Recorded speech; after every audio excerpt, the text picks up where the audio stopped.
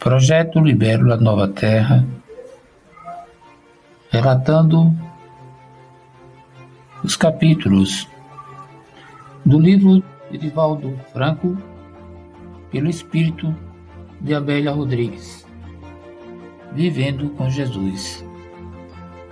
Vamos relatar capítulo por capítulo de uma forma carinhosa. Vamos lá? Capítulo 18. A psicoterapia de Jesus. Sabia Jesus que todos os males que afligem o espírito humano procedem do seu interior, das suas matrizes geradoras da personalidade, nas quais estão cristalizados os hábitos doentios, esses filhos diletos do egoísmo e da violência. Mantendo a herança da luta pela sobrevivência, essa personalidade retrógrada somente pensa em acumular valores para a continuidade dos seus interesses. Fluidos prazeres entorpecentes que impedem a claridade da consciência, fazer-se ver e receber aplauso num comportamento gravemente infantil, do qual já se deveria haver libertado, na razão direta em que houve o desenvolvimento para a faixa adulta. Mas não é o que acontece, fixando-se cada vez mais nos significados agradáveis do seu viver, não se importando com aqueles que lhe constituem a constelação familiar, o grupo social, os cooperadores, o trabalho, o grupo de natureza espiritual. Enquanto são jovens, as suas carnes e as disposições de ânimo encontram ressonância no corpo. A ilusão permanece dominando o comportamento.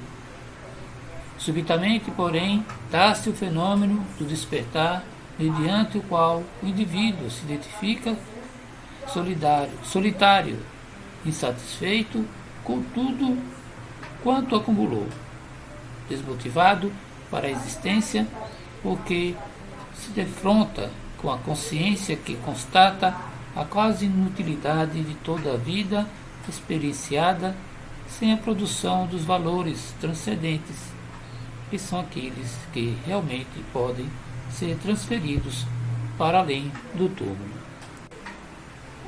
Isso porque, nesse período, os desgastes orgânicos e emocionais dão sinais de cansaço do corpo e da sua constituição. São um conjunto de ideais e de sentimentos enobrecidos que estimulam a alegria e proporcionam reações de prazer transcendental. Quando assim acontece, a falta de estrutura psicológica atira o indivíduo no abismo da depressão, porque se encontra árido do que diz respeito ao amor, e sem o amor a vida não tem qualquer razão de existir. E mesmo quando permanece, as bênçãos da harmonia cederam lugar à ganância e ao isolacionismo doentio. O mestre sabia que o único sentido da existência humana é o de adquirir a flama do amor e desenvolvê-la, deixando-se abrasar pela sua labareda e ampliar os horizontes da solidariedade, expandindo os sentimentos em favor do próximo e de todas as manifestações da natureza, que são as obras do Pai Celeste, colocada à disposição de todos para o seu enriquecimento emocional. Quando se ama, todo ser vibra de emoção e de esperança, produzindo substâncias que se convertem em vibrações psíquicas de bem-estar e de felicidade. O amor é, portanto, de origem divina, mas também humana, pelos benefícios que opera nos relacionamentos, nas realizações de toda a natureza, nas atitudes perante as ocorrências venturosas ou perturbadoras. Por essa razão, ele se converteu em um poema de amor portador da paz. A paz lhe flui do amor, assim como esse conduz a paz. Vivia-se, no seu tempo, a prerrogativa de desenvolver-se ao outro conforme dele se recebia, proliferando as manifestações da pátria do mal, em razão do mal, que predominava em toda parte. Jesus estabeleceu que é mediante a retribuição do bem que se diluem as forças mentais que sustentam o mal na terra, e que todo amor que se dirige a outrem, mesmo que não aceito de início, transforma-se em recurso poderoso de contraposição ao ódio. Por isso ninguém é invulnerável ao amor, pois que o amor procede de Deus, que é a sua fonte de nascimento. As pessoas saudáveis é aquela que sustenta os sentimentos nobres em qualquer conjunturas, e não somente quando tudo lhe transcorre bem e agradavelmente. É muito fácil manter-se nas situações favoráveis, sem enfrentamentos, mas também sem novas experiências evolutivas que o progresso impõe. O amor é esse maravilhoso buril que retira as imperfeições do caráter, modelando anjos e santos, artistas e sábios. Sempre chamou a atenção dos amigos e dos adversários de Jesus o hábito que ele manteve de conviver com os infelizes, os excluídos da sua sociedade, aqueles que constituíam a ralé, deixados à margem como inúteis, pecadores ou condenados. Ao buscá-los, lecionou a mais excelente forma de expressar o amor, porquanto os dignificava, erguendo-os do abismo em que se encontravam, por vontade própria, ou porque haviam sido ali atirados, demonstrando que a luz vence a treva e a saúde supera a doença. Ele era o médico dos desvalidos e não somente dos bem-sucedidos, que também não desprezava, porque todos são carentes de afetividade. Com a mesma naturalidade com que socorreu Simão, o leproso, desdenhado e infeliz, recebeu Nicodemos, príncipe e doutor do Sinédrio, destacado na sociedade, embora sedento de luz.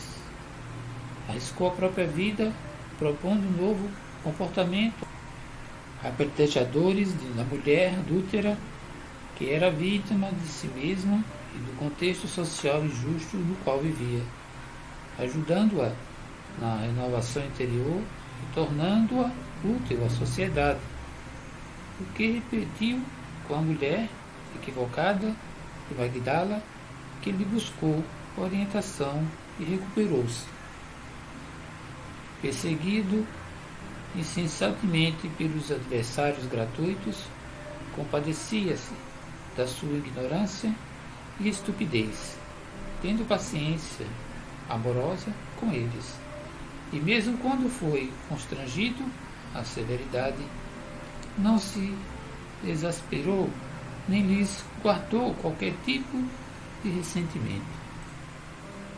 O amor de Jesus é a presença de Deus no seu coração, que ele transferia para os seus discípulos, auxiliando-os na libertação das matrizes da personalidade enferma, de modo que pudessem operar com segurança a construção de novos comportamentos.